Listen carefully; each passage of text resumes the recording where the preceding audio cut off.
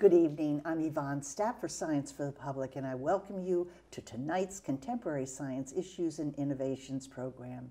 Our guest is Sukrit Ranjan, and he's here to discuss the potential significance of ultraviolet radiation as a trigger for generating life. Dr. Ranjan is a postdoctoral fellow in the Department of Earth, Atmospheric and Planetary Sciences at MIT. His major interest is in how life might form elsewhere in the universe, with special attention to red dwarf planets and the potential role of ultraviolet radiation. Now that hundreds of planets have been discovered, there's a great hope that life will be discovered beyond Earth. However, there are still many unknowns about how life emerges. Tonight, Dr. Ranjan will explain the ingredients of life and the necessary conditions for its emergence and why it is difficult to determine how these factors combine. It's a great pleasure to welcome Dr. Sukrit Ranjan. Welcome, sir. Thank you very much, Yvonne. It's a great pleasure to be here. There's a great interest now in these exoplanets, and we always hear about a Goldilocks region. So not every planet is promising, but could you tell us what that means? Sure. So the idea of the Goldilocks Zone was started emerging in the 70s and 80s, and the motivation for it was that there emerged a consensus from the biology side of things that life as we know it requires liquid water. And so folks started saying, well, so that's what the biologists told the planetary scientists and the astronomers. And then so those folks that's my community, planetary scientists and astronomers, started asking, on which planetary bodies can we expect to find abundant liquid water? So obviously the one place in the solar system where we know there's really a ton of liquid water running around in ways that are accessible to biology is the Earth. Mm-hmm. So folks started asking, okay, what is a range of conditions that permit liquid water to exist on Earth-like planets? And one of the main things they came up with was temperature. If you get too hot, the water is all going to boil off and you're going to end up like Venus. If you get too cold, the water will all freeze and you end up like planets in the outer part of our solar system, like Europa. And so the idea is that, well, if you have a kind of vanilla, regular Earth-like planet, there's going to be a range of distances from its host star, at which it'll have the intermediate range of temperatures, or intermediate range of insolation that's required for climate surface temperatures that are compatible with liquid water to exist. Now, there's all sorts of ways you can come up with to get liquid water outside of this zone, particularly if you go farther out in the solar system, if you have a very thick atmosphere or something like that. There's all sorts of ways you can maintain climate surface conditions.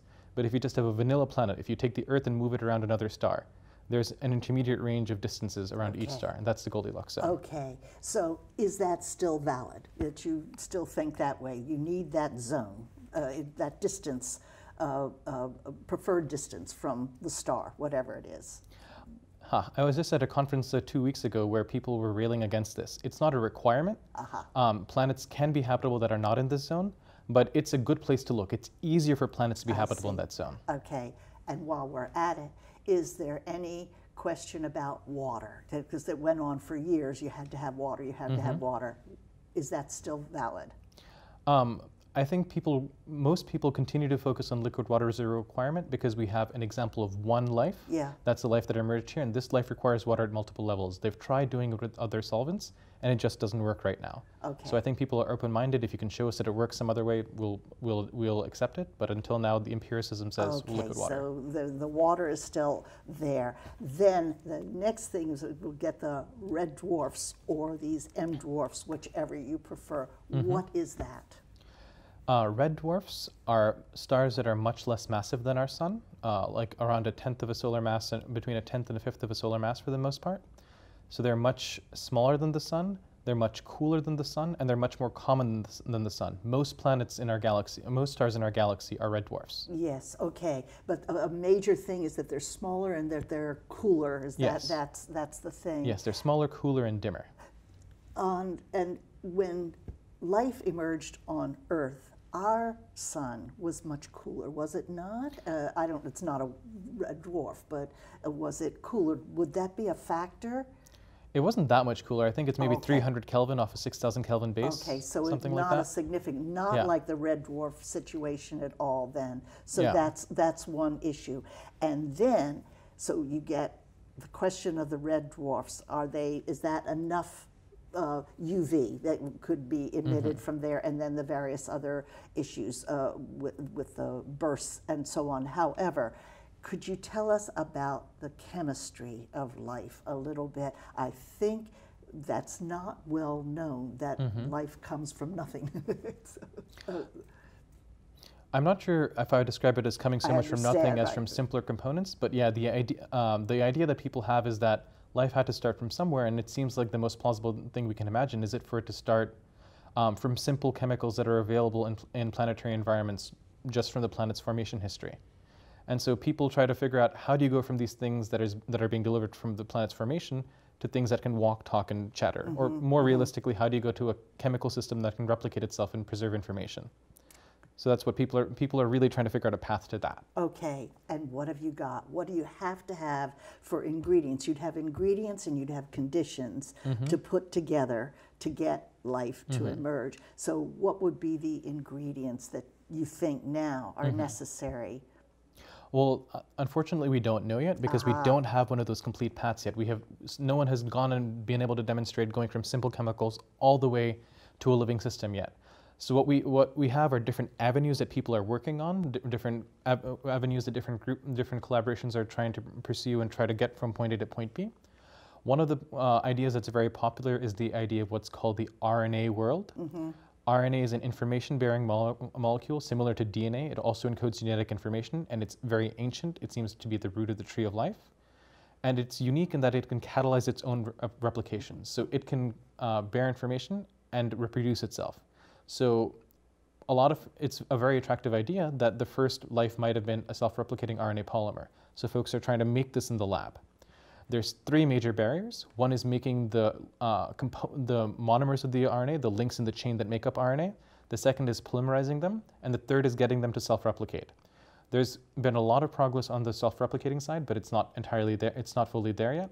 There's a lot of progress on the polymerization side, but mostly that requires you to be in a wet, dry environment.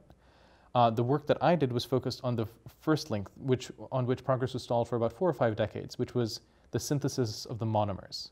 Okay. And the synthesis of the monomers, there was a recent advance in 2009, and that required HCN, which is hydrogen cyanide. It requires sulfur, it requires copper, and it requires UV light. Those are the key requirements. Okay, so those are starters, but we often hear that the ingredients, the very fundamental ingredients for proteins, then toward life, are very common in the universe, and that takes us to carbon, oxygen, nitrogen, and hydrogen, and they're very widespread in the universe. Yes. So what you're talking about is after that, right? Yes. And something like copper, is that something that comes out of more evolved stars, something that would come from supernovae and things like that, like gold and so on?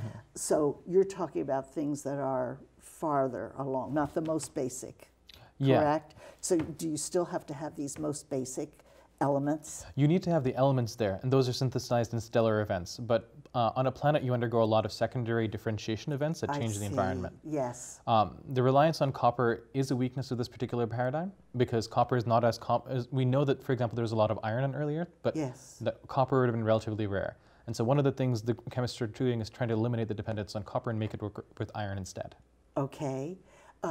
So you start out with these very basic ingredients, and then you talked about monomers and polymers. Could you tell us what the difference is there? Certainly. A polymer is a chain made up of links. The links are called monomers. Okay. And so those combine to make this polymer. To make a longer molecule. And that's a process then that it gets, it reaches. It doesn't necessarily have to happen. You could have all these ingredients, but they don't necessarily combine.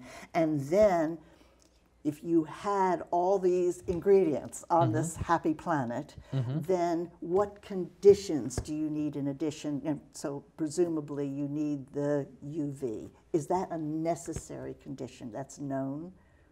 There are no necessary conditions that are known strongly, because we don't have that complete theory yet. Okay. So I can't say necessary. I can say that UV seems very promising. It's required for the only pathways. It's required for a number of key prebiotic synthesis pathways, and there's also some theoretical arguments.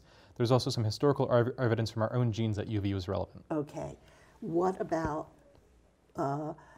bodies like moons and also our very deep oceans where there is life, and apparently the very ancient kind, the Archaea, and that the UV is not getting there. How would you account for that? Or do you say, well, it started on the surface and then submerged? Is that the way you would see it? In other words, what I'm saying is, could you have life without that UV? It's a lot of folks think that you can. Okay. The challenge is they have not yet. There's a number of they have not yet been able to experimentally get as far as the groups that do depend on UV have. Okay. And so I think we're definitely open-minded to the possibility that you don't need UV, but we're waiting on the experiments there. I think you raised another point. I'm sorry, I forgot what you were mentioning. Just that you could have life. It seems as though very how do you get life in forms, deep sea vents? Exactly, deep sea vents and so on. And I think one of the I'm talking about the Archaea, these ancient organisms. Yeah, there seems to be robust evidence that the very oldest organism lived in in a hot, high-pressure environment. Yeah, right. And in my opinion, broadly speaking, I think that it's entirely possible that life, or some parts of the elements required for life, could have been formed at the surface, and then it could have migrated down. I particularly like that idea because we know that there was this thing called a late heavy bombardment, which would have rendered the surface of the planet all of a sudden around 3.9 gig years inhospitable for life. So you can imagine a scenario where life starts at the surface, spreads out, and then everything up top gets sterilized, and only the stuff low down survives. Okay. So that hasn't been quantified or looked into very strongly yet, but that's the kind of cartoon that I have in mind. New thing. And in your mind, in your expertise, would all life be the same origins? Could you have different, and what I mean is like, just as you have co-evolution of say the eye or the gut or this or that, where it's different, but it emerges in different species at different times very differently. What about life? Could you have had multiple origin events, is what you're saying? I think that depends on how easy it was to get it started in the first place. If it was a process that was very easy and it just happened that one happened to win out the competition and dominate all the rest, then certainly you could have had multiple origin events. If it's something that it happens very rarely in the universe, then probably not the case. Unfortunately, we're still not far enough along to figure that out. Okay. I personally lean towards a moderately easy origin event from the evidence I've seen, but I have no firm quantitative evidence for that. So you think it's pretty easy for life to emerge, given the conditions and the right conditions and the ingredients, and these are abundant. Yeah. And we're really just getting into this in the universe, then you think that it should emerge. Yeah, it's a Copernican argument, really. Every time we've thought we've been special, we've been wrong. So yes, right. Perhaps, it really is. I remember vividly when people started looking for planets and they were told they were going to lose their careers and everything else because it was just insane. There are no planets out there. It's very rare. No other planets out there. Yeah, and now so there's on. thousands. Exactly. So, okay, I want to fasten on this UV light now, the ultraviolet issue a little bit. How did you come to think this is really important, or this is something we should be looking at? My motivation was really just from the experiments. We had grown. My advisor and I, Dimitar Saslev, had grown interested in this field, and we saw that there were a bunch of different ideas of wide variety, but only one of them to us seemed to be really making a lot of progress, and it was the one that was using a lot of this UV stuff. So that's what motivated our initial strong interest in this area. And as we delved into it, it seemed like this was more than a one-hit wonder. That it was more than just an artifact of time. There were theoretical arguments. UV light can affect molecular states in ways that other sources of energy like heat can't. So there's a fundamental difference there on a theoretical level. And also there's strong evidence that our own nucleobases, the molecules that our DNA and stuff uses, emerge in a UV-rich environment, selection pressure. Well, that would seem to contradict the argument that it can emerge from deep sea and stuff where the UV doesn't touch. This is interesting that the UV is really special. Another thing is that it's interesting that it is causes so much harm to life. But it actually doesn't. So I apologize for interrupting you, but I just wanted to push back on that one point. Yes. It is true that it's like water in the sense if you Yes. jump into an ocean, you will drown, despite the fact you need water to be alive. Yes, So if right, you I have too much understand. UV, that's awful. But it turns out that the molecules that our biology uses are actually really resistant to UV attack. You can alter just a few bases. So for example, recently they created an organism that had 2 new letters in its genetic alphabet, and it worked just fine. So you might ask, why doesn't our life use that? Well, it turns out that if you subject it to UV radiation, those molecules fall apart, whereas our DNA and stuff remains intact. I see. So maybe that's an artifact of a later selection pressure, an early selection pressure, but to me that makes me look more closely at the UV It makes this hypothesis. very interesting, this UV aspect. Yeah. And that's why there's the issue of the red dwarfs then, and is that sufficient? That was another Yeah. issue for you. How can you tell whether do you know whether it's sufficient or not? Yeah, so that's a great question. So just to go back it up a little bit. So as you pointed out, red dwarf stars are very different from sun-like stars, and in particular, they put out very little near UV light, the kind of light that gets to the planet's surface. Okay. So they have very little UV at the planet's surface. And so this is not something that people had realized before, because they put out so much really hard UV radiation that a lot of folks just kind of thought that, well, they must put out a lot of near UV, but it turns out that they don't. And so when we plug that into our models, this is one of the things that we observed. And what this means is that it's not just a matter of waiting longer. You might think, well, if you have less UV, that's fine, just give it more time, and the reaction will still go forward. That's not the case, because in liquid water and at thermal temperatures, there's always back reactions. You need to have more than a certain threshold amount of your reaction rate in order for the reaction to proceed at all. So we need to do experiments to figure out what that threshold is. We have colleagues at the University of Cambridge in England who are working on that now. So what they're doing is they're doing their experiments, they're dialing down the UV, and they're seeing at what point does this terminate. And they've submitted a paper on this. I hope it'll be out soon. Is that the Sutherland group? Yes, the Sutherland group and the Close group, yeah. Right. So I'll get this straight. So it's not just UV light, but it's the certain level of this. And is there a duration that it has to, like, do you need it has to be steady? I guess that's what I'm trying to say. Is there anything about that? That's an excellent question. And the answer is, again, we don't know. We need to do the experiments. And I think we're trying to get our colleagues to do those experiments as well. Yeah. And if we could, that would be super exciting, because M dwarfs flare a lot. So occasionally they put out a lot of UV. Yes. So normally they put out very little, but every few days they'll put out a bunch of it. And the question is that brief, transient, high UV enough to compensate for the lack of UV overall? Okay. Could you just, again, repeat this business about the flare? Oh, sure, I've yeah. seen about this, but I didn't know it was every few days or anything like yeah. that. Okay. So this is a big burst. Yeah, so flares are giant explosions on stars. Our sun has them all the time, but they're relatively small. On M dwarfs, they're generally extremely large. The brightness of the star can increase by a dramatic amount, and the UV output increases by orders of magnitude, up to 1,000 times. I see. Yeah. So flares of that, different stars flare different amounts. 80 Leo, which is kind of a prototypical star, which is a prototypical, very active star, has flares that boost its UV output by a factor of 100 to 1,000 once every 10 days or so. I had no idea it was that frequent. Now, can I find out, like, our star, an ordinary star, but a lot warmer, a lot more UV, evidently, in the early days even, that it was generating, and presumably pretty steady, no ozone layer to protect us or anything like that. Would that level of UV, would that be considered that's okay? Well, the first thing is, even in the early sun, there were flares, but they weren't as big as they are on M dwarfs, proportionally speaking. Oh, I see. And it was still comparatively rare, so that's one key difference. Okay. The second thing I'd point out is that here on Earth, even on early Earth, we'd be pretty well protected by our atmosphere. It has a lot of CO2 and water vapor, and it has a magnetic field. And those combined tend to ward off the worst effects of the flare. I see. Very interesting. So around the real stars, regular, ordinary stars, average stars, you might be generating pretty good conditions then. That's great. That's very interesting. Now, hundreds of planets, thousands maybe, have now been discovered. What ones do you think are the most promising that you've looked at?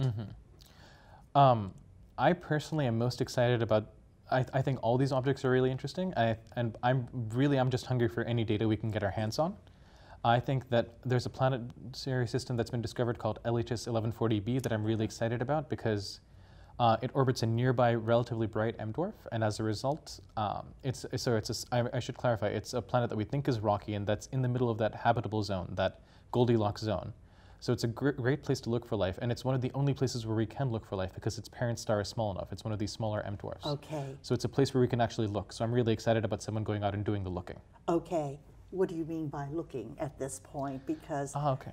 you have telescopes up there. I guess you're waiting for the James Webb one and so on. Looking at that, is it adequate to give you enough information? Okay, yeah, so that's a really great point. The telescopes that we have right now can tell us how big it is and how heavy it is, but it can't tell us what's in the atmosphere. Can it tell you it's rocky? Yes, it can. Okay. They can tell us that it's mostly, whether it's mostly rock or mostly gas. Okay, all right. But it can't tell you what the composition of the atmosphere. And if you have life there, our current paradigm for detecting it is looking for metabolic disequilibrium signatures that it produces. For example, here on Earth, life generates a lot of methane, cow farts, major part of the modeling. Yes. Methane in the presence of oxygen is often invoked as evidence of life here on Earth. Okay, so you'd be looking for something like that. Yeah, that's the paradigm. Could the life that you're looking for, could there be other signatures that there would be other life types that are valid, but they don't produce the signatures that life here does? Yeah, and there's a lot of folks working on that. Actually, at MIT, there's a group led by Sarah Seeger and Janis Petkowska and a few other folks who are looking at that very question, and Clara Sue Silva, who are looking at that very question, and they're trying to adopt a more general approach. But again, it comes back to, will you believe it? You're allowed one. One of my old professors used to say you're allowed 1 degree of crazy, not 2. See. So it's if your 1 degree of crazy can either be life different from what we know here, or it can be a remote detection of life. It's tough to claim both. Yes, I understand that. Well, the whole field is really a big challenge. Very exciting, though. When you are looking in, when you look into the deep past, I just want to get that straight. You're looking into a deep past, like did you say LHC, the star that you're most LHS 1140. Okay. Yeah. That can you tell us how long you're looking back? About 30 years or so, which is okay. Yeah. So that's okay. That's not like billions of years in the past or anything like that. By the time that light gets to us, you can still deal with that. That's reasonable. It's an eye blink in geologic time. If we don't have to worry that it's extinct by now, it's probably still there. Exactly. That things if there's life there have changed. Yeah. Okay, I would like to ask you about how you got into this and so on. I'd like to tell the audience, for one thing, that you are in an elite group with this fellowship, the Skoll Fellowship. I think there are a handful of people who managed to get one of these.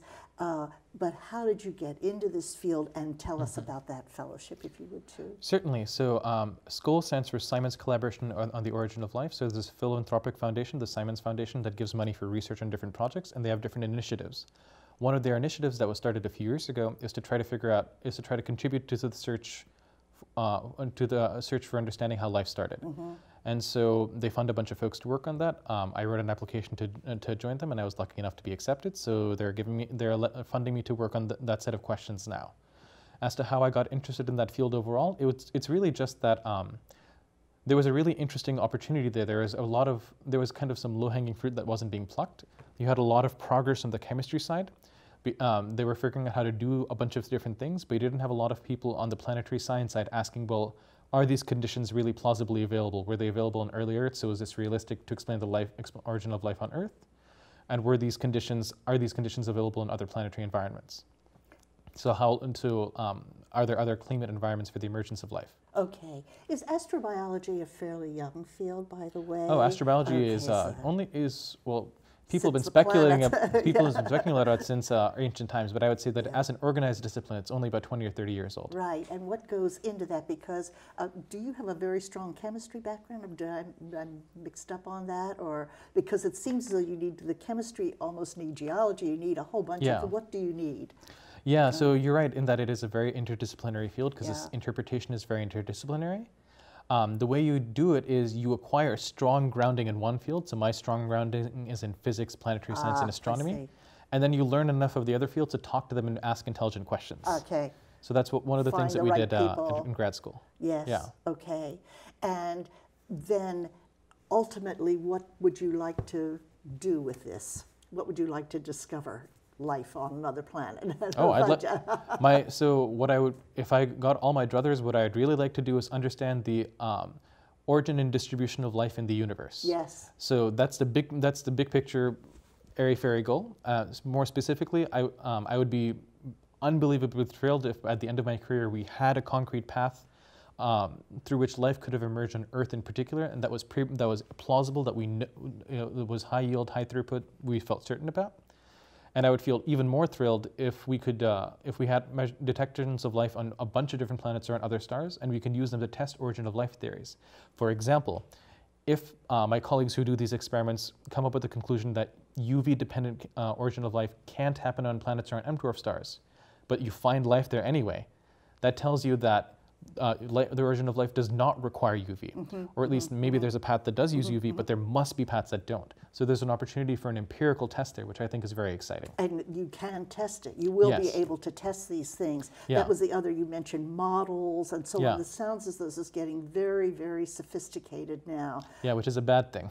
Do you think so? I think so, because ultimately the results that are most convincing are the ones that are very simple. The ones that are like, I have X prediction, I have Y prediction, I observe Y, therefore Y must be true and X must not be. Right. So in order to make it science, you have to at some point get out testable predictions.